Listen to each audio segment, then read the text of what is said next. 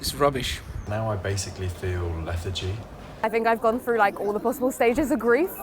Horrendously sad. Now I'm emotionally dead. I'm not really feeling depressed or distraught or in shock or anything anymore because I've known it's been coming. But I don't know if there's much left to feel. It's not a great feeling. So, how do you feel about Brexit Day coming up? Initially, I'm upset about Brexit Day coming up. He's upset as well. Let's get Brexit done and let's bring this country together. It's going to damage the country. It's going to damage people's futures. It's going to damage people's jobs. I feel it will affect my business, work with pub quizzes, and with less British people coming over there, that market could dry up a little bit. I work a lot of different jobs, kind of extra work in bars and restaurants, whilst also working on my own projects. Yeah, obviously it's a worry when you're not sure how the French government are going to treat English or UK citizens who don't necessarily have a permanent job here, who don't have citizenship, who don't have French ancestry. My son, he's in a German class, and there's kids from all over Europe in the class, and on Brexit Day, he's going to have all his rights taken away that other kids are, and he's not going to be treated equally. I mean, where's the benefit to that? When I first heard that the Erasmus scheme was in jeopardy, I was broken-hearted because in many ways that's what's made me. I personally feel secure about my future in Germany because I've got my permanent visa. I've been living here long enough. I'm concerned about the people, like my friends, some of the British people that live here that haven't been here long enough and fall under the kind of bracket of getting their permanent visa. I'm concerned for them because they're going to have to go through a lot of bureaucracy to get what they want.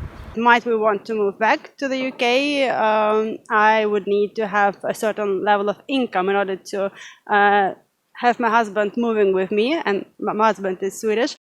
My concern is whether I'm able to move back to UK with my German husband. I have him, so and he's half Swedish, so that should secure my presence here.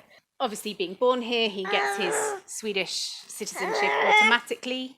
He also gets British citizenship automatically from me, but we won't be getting a British passport for him because we don't really see the point anymore. It will restrict him. It will give him less freedoms than his Swedish passport does. How does freedom of movement me going on a holiday around Europe? What if I have an accident in a different EU country? What happens if I end up in hospital in another EU country? You know, it's not been. We've not been told anything about that, and you know it affects every single thing that you can think of. When I moved to Sweden in 1988, I in effect left the EU, and those 7 years were a lot of hassle with presents being refused, things being sent back from the Swedish customs back to Great Britain, sometimes having to pay extra money on things that you were importing. Certain goods couldn't be imported. And I found it much easier after the 1st of January 1995. As someone looking to move to France in the near future, I'm very unsure about what's going to unfold. Well, I've got a build in the Charente region, which I'm hoping to crack on with for the next few years. It's difficult to know what I can and can't do. Of course, I can understand many of those Europeans who don't live in their home state, which is also the case for many Britons on the continent, that they are unsure and they don't know how it works with their pensions, their health insurance.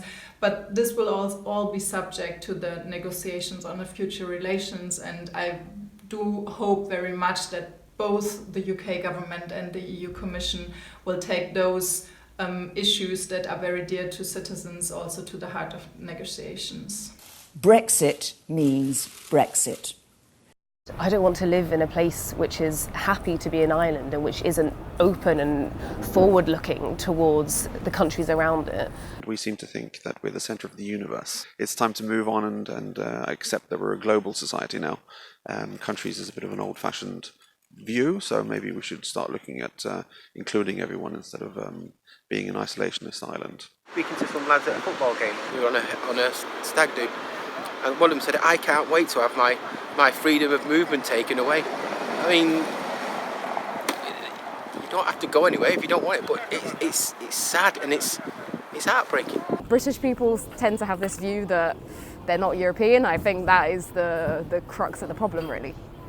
If it was a German passport and a British passport, if I couldn't have both, I'd be quite happy to give away my British passport and just keep the German one. Why not, man? Like the British the British passport is just rubbish now. It's just rubbish. Germany, having a German passport is going to allow me so much more freedom of movement without any problems over different borders. That sounds good to me. Well, I think Britain's shot itself in the foot by leaving Europe and having to act independently. It means that there's going to have less bargaining power. I grew up, I suppose, at a time when I was a teenager when it seemed like Europe was kind of pulling together more. It was a time when, I remember when the Channel Tunnel first opened and going on a French exchange. So now to think that, 20 odd years later, that we've gone full circle and that we're going to now, that we're leaving and it's real and it's happening on Friday. Personally, I find it kind of a backward step. The dawn is breaking on an independent, united kingdom. I've got a lot of German friends. I hang around with a lot of Germans, and at first for them it was laughable. They were just like confused, bewildered, and like, why? And now they just don't care. A lot of Swedish people like Britain and they like the British thing, and my Swedish friends, like, what are you doing? I mean, it's very difficult. I can't defend it. I don't defend it. I agree with them. I think, we always crack the joke like, oh, Brexit, like, what are you going to do? But I don't feel like any less accepted now than I did before the referendum. I think that a massive confusion in Britain is like, oh, but like the EU are going to lose something. Nah, they're not losing anything, man. They've got a strong, stable unification. and they're not worried at all about Britain leaving. They're not losing anything, we're losing them. One good thing that already came about Brexit was the unity of the European member states during the negotiations on the withdrawal agreement. And I think this is remarkable because there have been very different interests in the member states, but they stuck together. I also think the reputation of Britain has taken a big hit in Europe. I don't think Europeans trust Brits anymore. I don't think Europeans really liked Brits anyway, but I think they like us less now.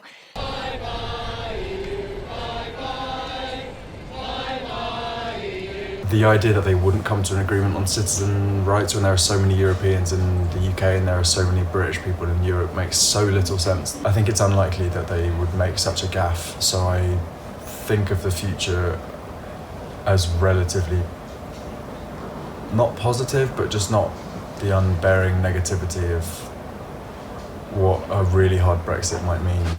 We want Europe be united, and it might be in 10 years and 20 years that there will be a democratic reunification in that respect, that of course Europe remains close to Great Britain and Great Britain can always reapply to membership. And I think this is a silver lining, especially the Brits shouldn't forget that maybe one day they can come back to the club. The only thing that I have on my side is that I'm Scottish, and that maybe in the future we'll get our Scottish independence, and in which case we'll get our own Scottish passport, boom, back in the EU, borders open, everything fine. Looking forward to the day we rejoin. We'll be back.